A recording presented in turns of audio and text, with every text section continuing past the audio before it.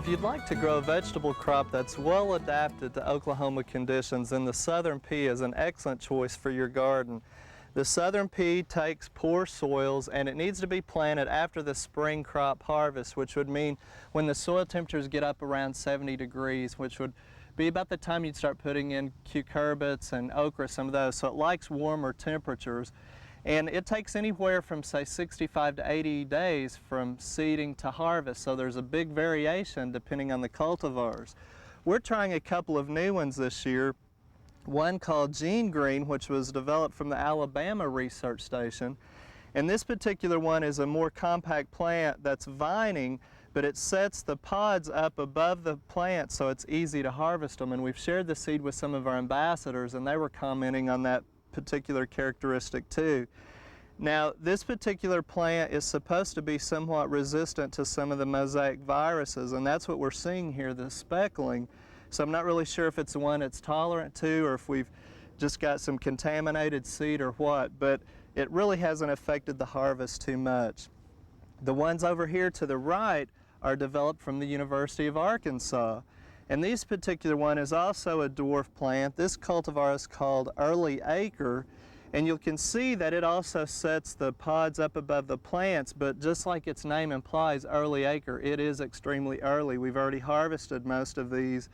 And the Gene Green, we're seeing some new growth come on and new blossoms, which means we'll get another crop.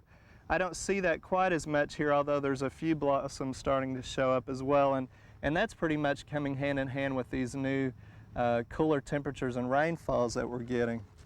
Now, with any type of southern peas, you're going to hear them called everything from, oh gosh, cow peas to field peas to crowder peas to cream peas, and all of those terms are okay, but really the best way to do it is remember that it's southern peas, and those other names are really cultivars or types. And let me show you what we're talking about.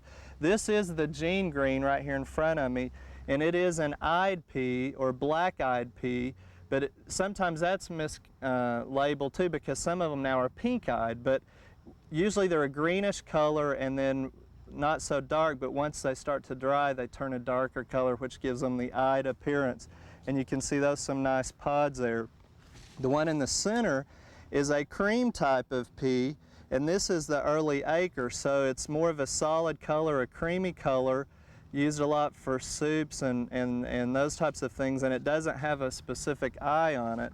Then we have over here, which is called a crowder pea, and crowder is really given the name because it implies that the peas are crowded inside the pea pod, and that's the most common referral to it. And when you have them crowded like that, usually you'll have a bigger pea and it's more of a square shape, and you'll see different colors depending on the cultivar.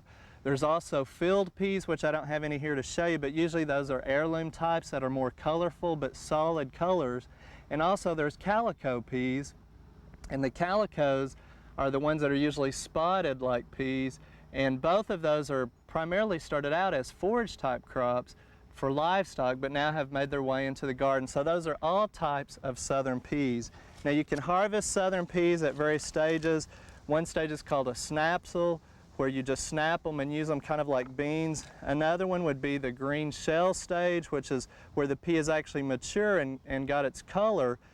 And then, of course, with them dry, which is how we try to harvest them. And there's all kinds of ways to prepare them, and I'd encourage you to stop by your county extension office and visit with the home economist, who can tell you how to prepare any of these ways. And again, don't forget to try southern peas in your garden next year.